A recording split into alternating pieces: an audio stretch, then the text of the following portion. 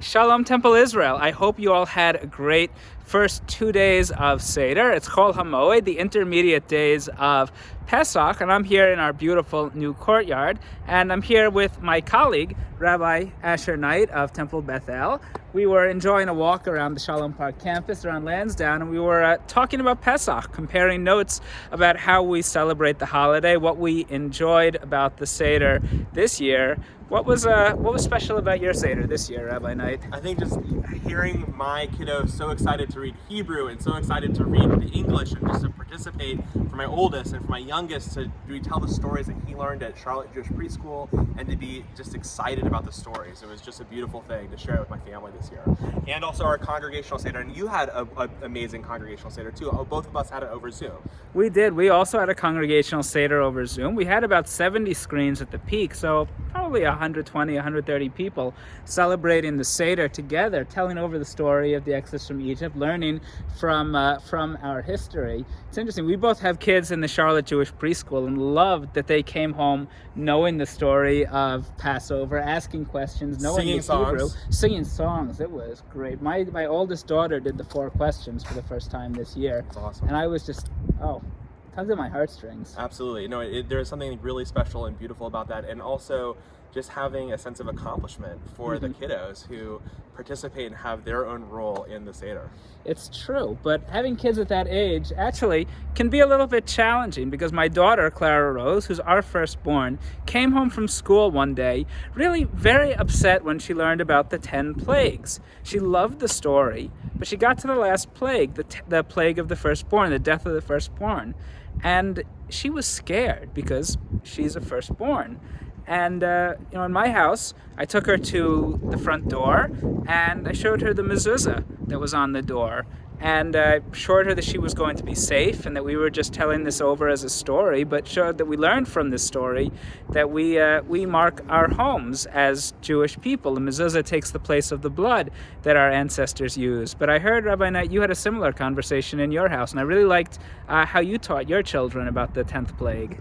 Sure. So my oldest, Micah, also similarly had a reaction when we were talking about the death of the firstborn, and he sort of tensed up and looked up, and we had a conversation about how the stories of our people teach us about the difficult times that our people experience. Some of them plagues, some of them challenges of despotic leaders like Pharaoh or other leaders throughout the generations. And these stories help us to, one, gain perspective that we're not the first generation to experience difficult times, and 2, that we can have resiliency, that we can make our way towards the potential and possibility of the future.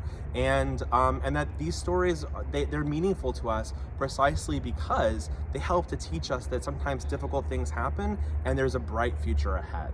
And so that's how we talked about it, but it was a little unnerving at first, and it's possible that our youngest may have just said, a little teasing our oldest about that for the first time this year.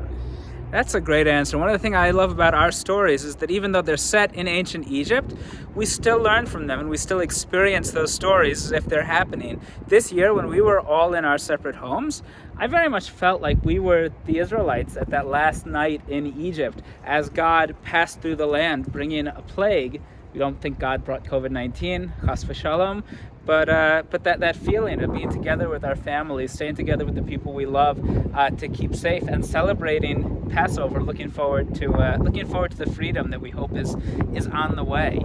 Absolutely.